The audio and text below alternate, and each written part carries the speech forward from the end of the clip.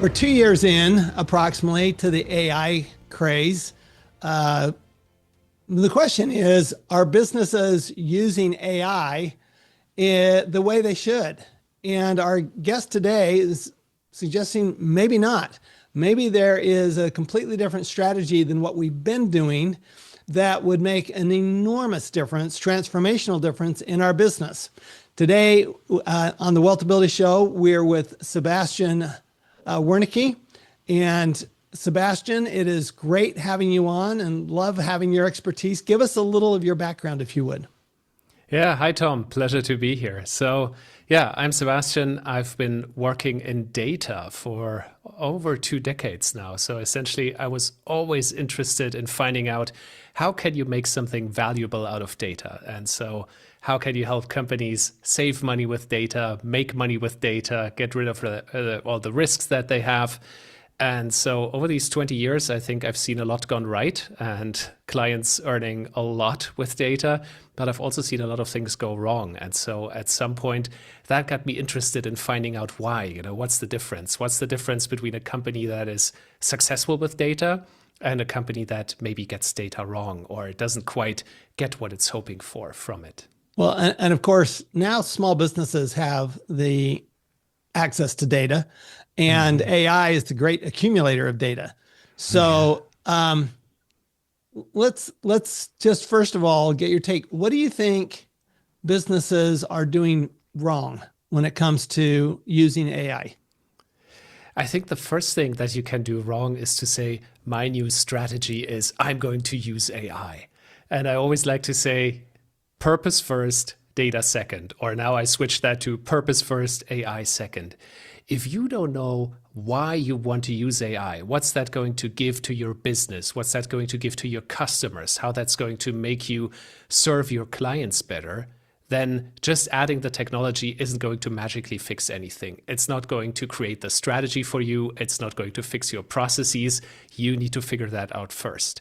And you need to find out what you want to do in the market. And then you can add a little footnote to that and say, and I'm going to use data and AI to do that. And I think that's the right approach. But given all the hype out there, there's FOMO. And so people just buy the technology, they add it, and then they're like, okay, where are the magic results now? Well, I think that's the issue. I think a lot of businesses are using AI to streamline processes. They're using it for spreadsheets. They're using it for, what used to be long manual tasks.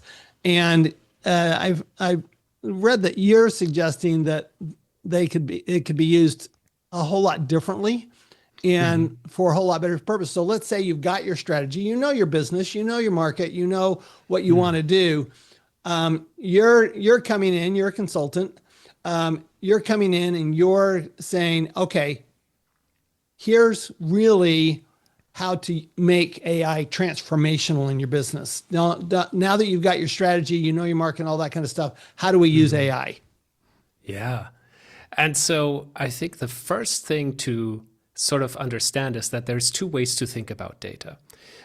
There's one way where you use data to measure things and to get assurance, right? So that's your classic dashboard. You want to know what's going on in the business. You want to know the numbers. And if there's something yellow or red, you want to dive deep into the numbers. And I think that's all fair, but that's only one way to use data. The other way to use data is to essentially prove that you're wrong. And that is potentially the most valuable part of data, because if you think about it, you make your decisions, you run your business more or less the same way with data or without data. You're not getting a lot of value out of that. So I think the important part is to recognize that data can have these 2 purposes and to hone in on that second one, to say, okay, I don't just want to use data to see how my business is doing today. I want to find the signals that tell me what's tomorrow's business. So for example, where is a customer using my product in a way that I never really intended? And rather than discarding that and saying, that customer is probably an outlier, then to get intensely curious about that and say, okay, I want to find out what's going on here. And is there a hint maybe, that I can expand my product line, that I can add an additional feature, or maybe that's something I should just focus on, because that is something that might interest more people. So I think if you are willing to let data prove you wrong, then your access key to that is curiosity, and to look at all the weird points in the data that otherwise you would discard and say, okay, what's going on here? I want to understand that a bit better. So if we can, let's get in a little of the how-to do that, because you know, you're a small business. You're not a mid-sized business with, you know, 9-figure income. You're a small business with seven-figure income. Okay. What are you doing to gather that data and then get AI to instruct it how to find what the anomalies are? What are the problems? How do you do that? Yeah. So if we start with the purpose, I think the first thing you should think about, what assumptions are you currently making about your business? So this can be about the business internally, or this can be about a customer. So I might say, I'm going to use a simple example. Customers like to buy product X and they don't like to buy product Y. And I believe that. That's what I'm seeing in my sales numbers. So how can data then show me if that's right or if that's wrong? Right? That's the question to ask. And so you might say at one point, well, we might want to run a little experiment here. You know, maybe that one marketing channel that we're using, we are actually going to do a targeted investment into that for, you know, a limited amount of time, a limited amount of budget, to see, are we really, you know, using that optimally, or can we move the numbers a little bit, you know, maybe, and that can be triggered by seeing one of these signals in the data that you're already getting. So it's all about, you know, saying, what do I believe today? Where do I want data to prove me wrong? And then, of course, you need to find the data in the first place. That, however, I think is never really the problem. I mean, everything is connected right now. Everything is measurable. You can buy data sets everywhere. That has become a commodity, right?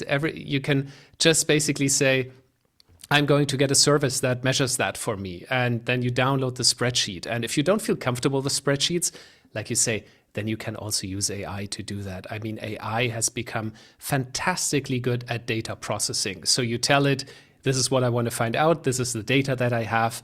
And usually it will do a pretty good job at explaining that to you.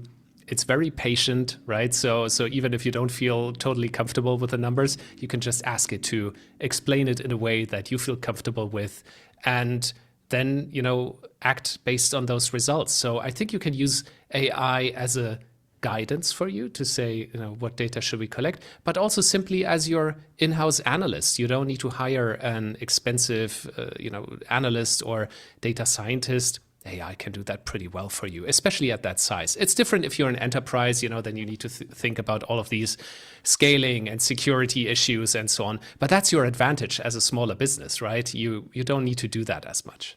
So are you suggesting you're mining the data that you have within your organization? Or are you suggesting that you're going outside into the general data sphere and getting that data? I think that if you really want to do transformation with data, you usually have to dare to run little experiments, because the data that you already have usually gives you almost the answer. I mean, sometimes it's right there, right? I never want to exclude that, but usually it's something where you have to say, okay, I'm going to try that out, but I'm going to try that out in a very targeted way, and I'm going to measure the results very closely and see what they are telling me. Okay. So let's say you're a small business. You've never, I mean, believe it or not, there are lots of small businesses still never use data. Okay. So you're starting from scratch. So we're going to go to the small business that's really never used data, kind of operated by feel in the market. Okay. It's worked. It's, it's continued work. That's where we're doing. Where does that small business start in gathering the data? Yeah, I mean, you use the scientific method in a way, right? And the scientific method is about, okay, I change a variable and then I start measuring it. So, I mean, now it depends very much on what kind of business you are. So if you're selling cookies in a bakery, it's like, okay, let's switch where those cookies are placed, for 1 week and just count how many are we selling of each type. It can be as easy as that. Got it. If, of course, you're running something a bit bigger, and then you have an accounting system, and maybe you have some data coming in from your marketing activities, then I think the first thing is to find out, well, what data can I even get? And I think a lot of these services will actually provide very, very rich data to you if you only start looking. I mean, oftentimes they hide it a little bit because they don't want to overwhelm you with the complexity. But, let's say you're using online marketing services, or you have, a website hoster, then there's always access to some data behind that. And all you need to do is find out what data is already there. Then again, you can use AI to help you analyze that, and you're already 3 steps ahead. All right. So let's switch gears for a second here and talk about the human advantage. Okay. And where, because I read, you're thinking, hey, that's really a failing business strategy. First of all, explain what we mean by that. And second of all, why is that a failing business strategy? The human advantage. Yeah.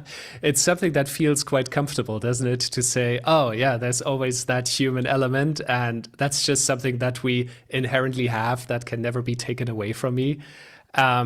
And then, of course, you need to ask yourself, well, what do I actually mean by that? So oftentimes people will invoke that when it comes to decision making, and saying, well, surely, there's that human element in judgment, and ultimately the human has to decide. And I think we're at a time where you have to justify that a little bit, because there's many special cases where we know that AI makes better decisions than humans. Take something like the accident statistics of self-driving cars. I mean, these self-driving cars are just better drivers. Yes, there's freak accident. Yeah. Yes, there's the occasional mistake, but overall, 10 times better. Or take something like medical diagnoses. I mean, there's certain cases where we just know that AI, because it just sees so much data, it's just so much better at diagnosing, let's say, skin cancer, or it can look at X-rays. Well, because it has just seen 30,000 X-rays, of course it's going to be more accurate. Is it perfect? Not at all, but compared to a human, it's quite good at doing what it does. And so I think when we say there's a human advantage, we have to always say, well, where exactly do we think that comes from? And I think when it comes to very narrow decision making, that is a hard case to make these days, because with any narrow decision that we have to do hundreds, thousands, 10,000s of times, a machine can learn that from the data. Where humans come in is that we are quite good at connecting the dots, when the answer isn't directly in the data. So, I mean, one example that I use in my book, for example, is, let's say you're an executive at Netflix and you have to decide what's the next show that I'm going to make.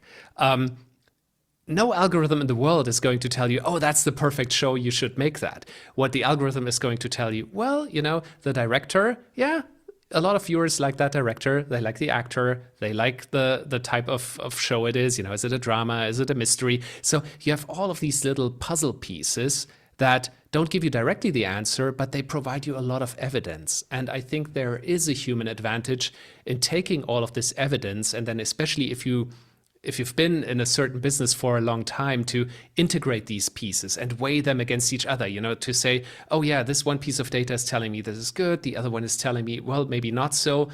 And when I take all of this together, I'm more confident in my decision. That, I think, is a human advantage that is still out there. So of course, I'm in a similar business to you. I'm a consultant, and I'm doing research. And what I find is that AI really gives you the answer depending on the question. And so so I know that you can use the AI to actually help you formulate a better question. Okay. But you still have to ask it the question to formulate the question.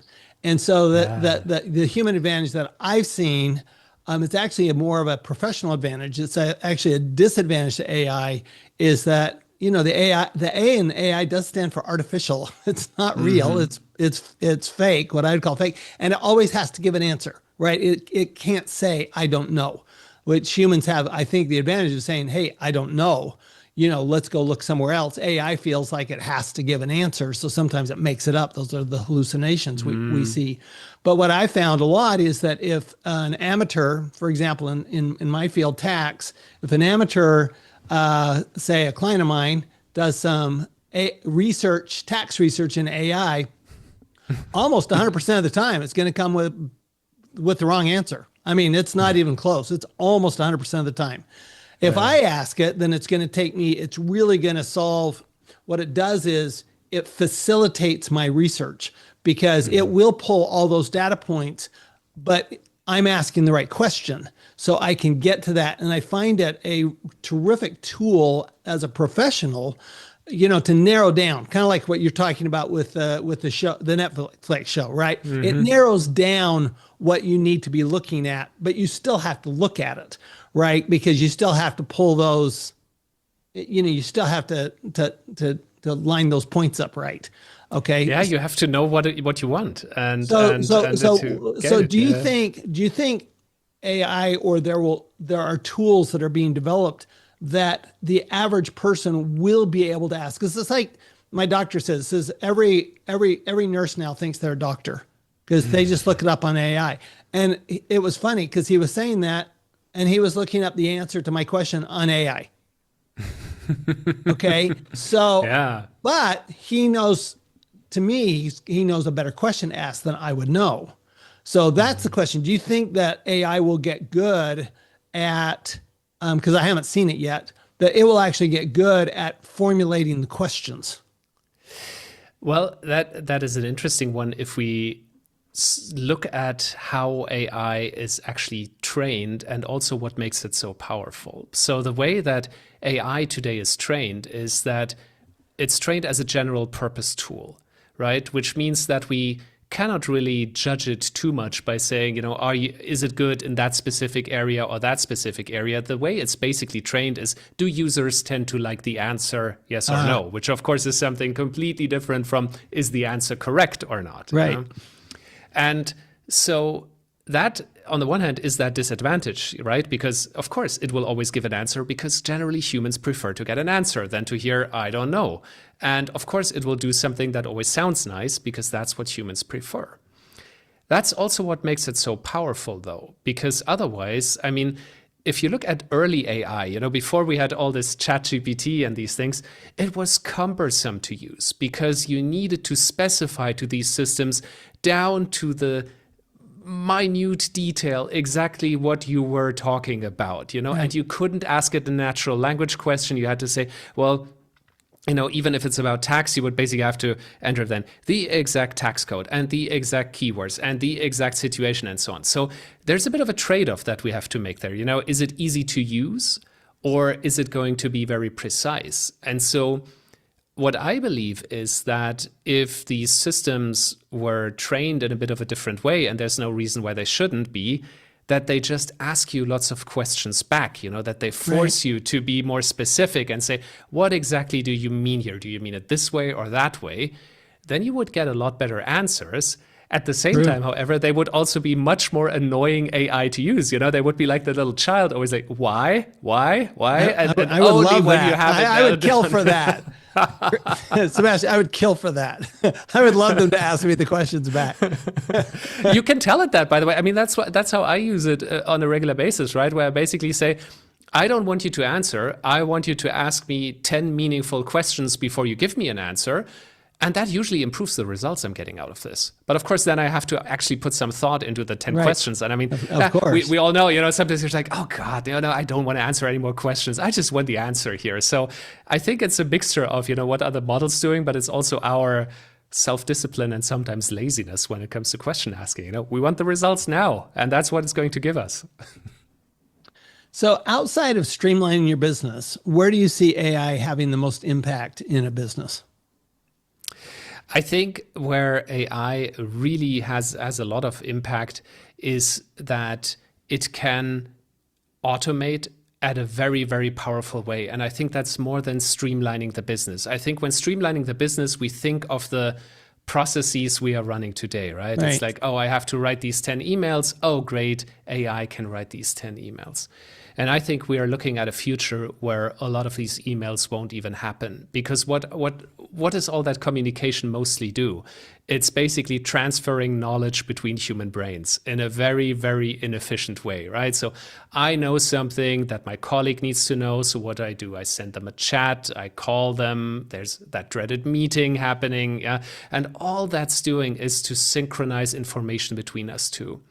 And that is a slow process, and it's an expensive process. And of course, what AI can do, I mean, AI doesn't mind. AI can use the same database to look at. AI can chat to other AI to exchange information no human needed. And so I think that over time, there will be very, very powerful automation tools that allow us to get rid of a lot of the processes and tasks that we're doing today, and can really refocus the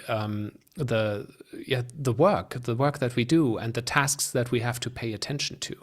Now, this will be different for every business, but especially if you're in a knowledge working space, for example, you will be doing a lot less of the drafting, and you'll be spending a lot more time checking results, orchestrating AI to do what you want, and to make sure that it's producing output in the direction that you want it to, which means you need to have also these directing skills, right, to go there.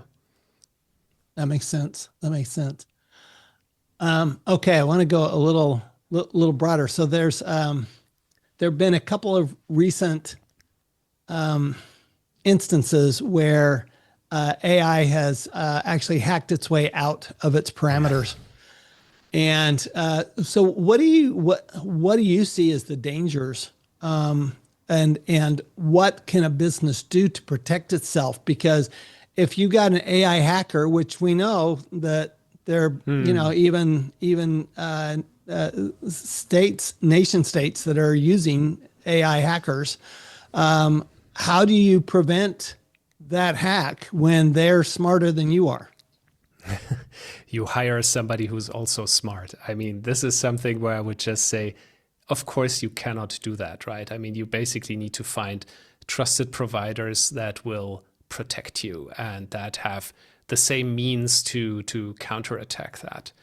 And I am hoping, this is not a prediction, I'm simply hoping that we're going through this phase, where hackers are discovering these tools, the people working on the defensive side are discovering these tools, and so we will see a couple of months of hacking, anti-hacking, arms race, and then we'll be in a world again where hopefully most of the infrastructure is secure because it's just been also hardened by AI against all of these attacks. But I think so this is just something I think where you need to buy the service, right? And you need to make sure that your provider is just up to speed here. I think there's another danger though, and that comes down to liability. AI raises a lot of very complex liability questions because, of course, it's acting on your behalf, right? And we've seen these cases, for example, where you had an AI customer service agent telling something to a client, the client believed it, turned out wrong. They sued the company and they won, right? Because they basically, what the judge said was, well, if it's your customer service, I don't care if it's AI or if it's not AI. If you tell the client this is the way to do it, or I think it was Air Canada, this is the way to buy a ticket, and somebody buys a ticket that way, well, yeah, that you're liable for that.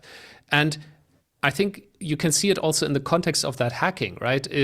One of the most interesting discussions I've seen on that is like, well, the hacking incidents, some of these are by accident, where we recently heard the stories, I think it was Anthropic or OpenAI, the AI escaping and then hacking another company. And you ask, well, who's liable and responsible here?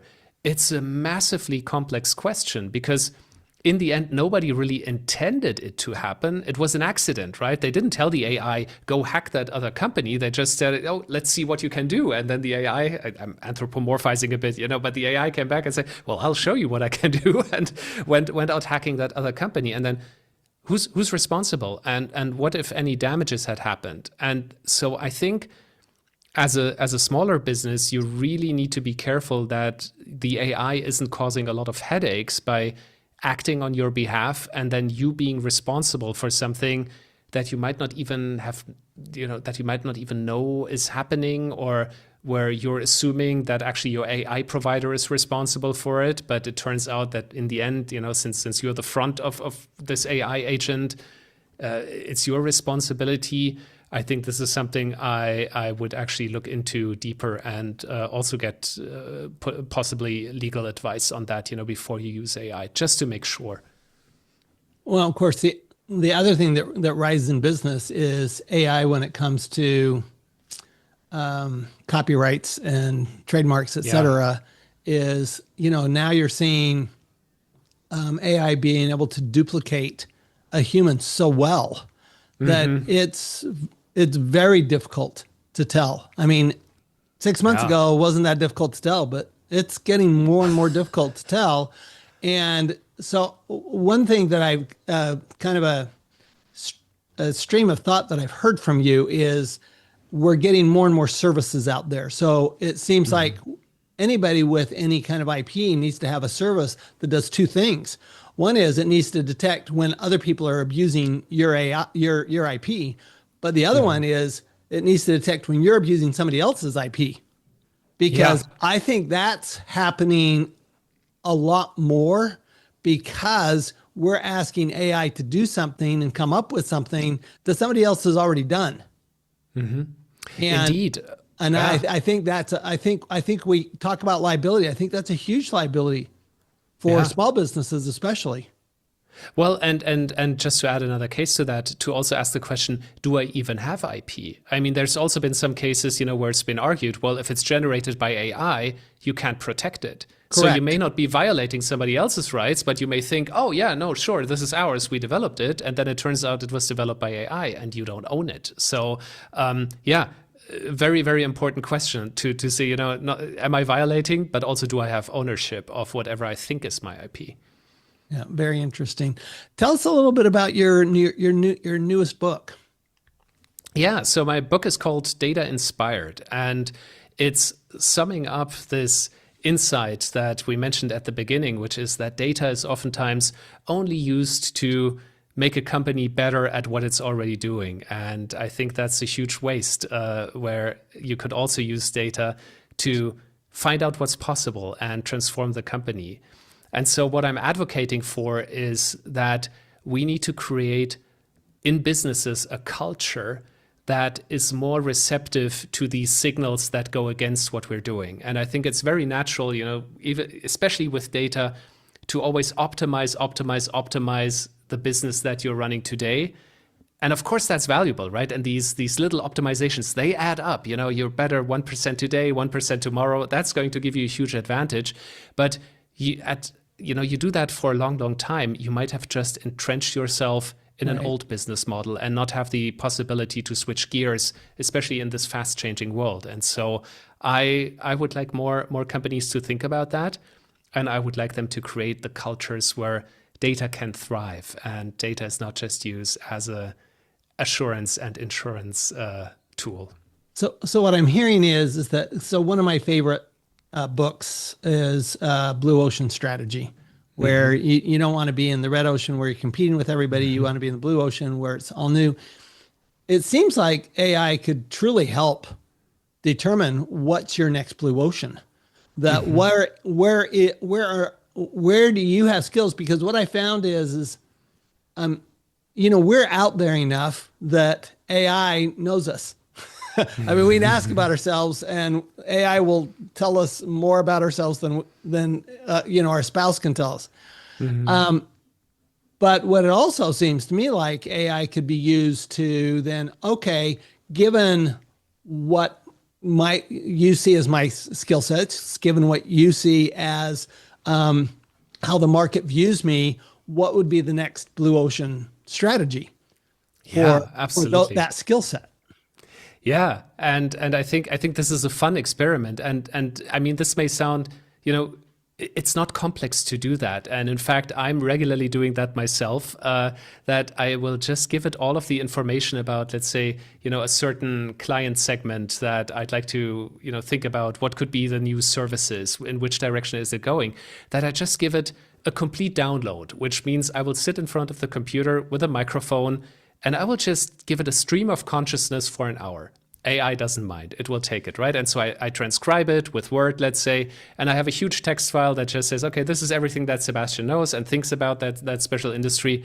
And then I will prompt it and say, okay, given everything that you know, suggest the next steps for me, or create a version of my thoughts that's a little bit better than what I have, that goes beyond the obvious, that takes a next step.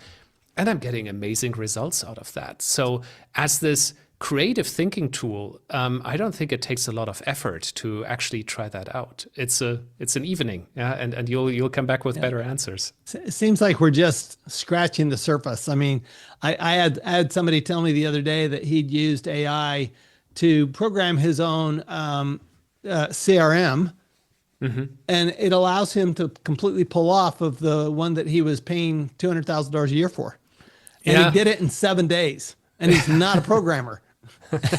Yeah. Well. I mean. Sometimes I caution people with that. I mean, with a CRM, I guess, yeah, it could be fine. I mean, sometimes, of course, there's also a reason you're paying so much, because you're not actually paying for the software. I mean, for example, when it comes to things like finance or taxation, you're actually also paying for the liability in that, right? So somebody changes the tax code in Malaysia, you want somebody taking care of that proactively for you.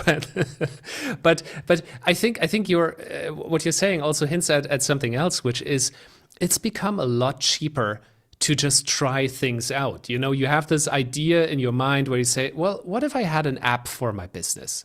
That would have been impossible a couple of years ago without, hiring the programmer and making sure they do that. You can code that up yourself, at least a prototype or a pilot, to see if that's working. Or you say, what if we had this automation tool for the salespeople where, it just tells them which client haven't you talked to in a while and what should you talk to them about? Well, of course, just try it out. It takes a day, it takes 2 days, and you have a working prototype. And if that works out, you can still decide, am I going to continue developing that? Am I going to buy that? Look for it in the market. But the cost of trying things out and to making ideas an experiment in reality has dramatically gone down, and you should really make use of that. Well, I definitely think I kind of feel like we're in the 1990s with the internet, where we're just scratching the surface. And I love the idea of thinking of it as, hey, how can you enhance your creativity? I mean, you have a lot of left brain people that, they don't really think, they have a tough time thinking laterally, right? They have a tough time thinking in that. But AI is by definition right-brained, right? But it can put it into the order for the left brain, which is, can say, okay, then here A plus B plus C plus D equals E. So for those of us like I'm very right-brained. I have a very tough time putting it in order, but AI can do that for you. And on the other hand, if you're very left-brained, it can actually go out and look at, actually make you more creative. So I think that's an amazing tool. Again, the book is data inspired. And we've been with Sebastian Wernicke. It has been terrific having you on, Sebastian. Can you give us just, what are your final thoughts? 1 or 2 things that you think a business ought to start with in reevaluating how they're using AI? Yeah, if you want the Monday morning question, basically say, what are we doing today that nobody is questioning, and what could AI do about that? And that's going to get you in the right mindset. And I think especially if you do that publicly in a meeting, it invites everybody to say, okay, this is a safe space. We can now talk about the new ideas. We can now talk about how can AI make better all of the little things we've probably been noticing all along. And that'll set you right on the right journey. I love it. I just see this technology as the more we spend time with it, the more comfortable we get with it, the more we go, whoa, there aren't limits. The limits are ours, not AI's. And it's really, are we asking the right questions? Are we using the right professionals? And like you said, are we using other people's, that have services that can actually do this for us so that we don't have to come up with it? And, I think we're a little bit in a do-it-yourself mode right now with AI because we think, well, I can do it myself because AI will give me the answer. And what I heard you say multiple times is, hey, you need to buy that. You need to buy that data. You need to buy that service. You need to hire that company that knows how to do this. Why are you recreating it? Even if it's with AI, it's not going to be as good as what they're doing. So thank you very much, Sebastian. This has been a terrific exploration of AI today. I'm sure we'll have a completely different conversation 6 months from now. But in the meantime, my experience is, the more we use it, the more we understand it, the more we can play with it, the more money we'll make. And in the end, we can also use it so that the less tax we pay. We'll see you all next time on the Wealthability Show. Thanks, everyone. Thanks, Sebastian. Thanks, Tom. That was terrific. Thank you. Thanks for listening to the Wealthability Show. If today's episode gave you a new perspective, remember this: the tax law is not your enemy. It's a roadmap. And when you know how to follow it, you can build real, lasting wealth. If you're a business owner or investor who's tired of overpaying taxes, the Wealthability Accelerator is your next step. You'll have the opportunity to work directly with me for 80% less than my standard rate. And I'll personally guide you through how to change your facts so that you can change your tax. Go to wealthability.com/bonus and apply today. Remember, it's not just what you make, it's what you keep.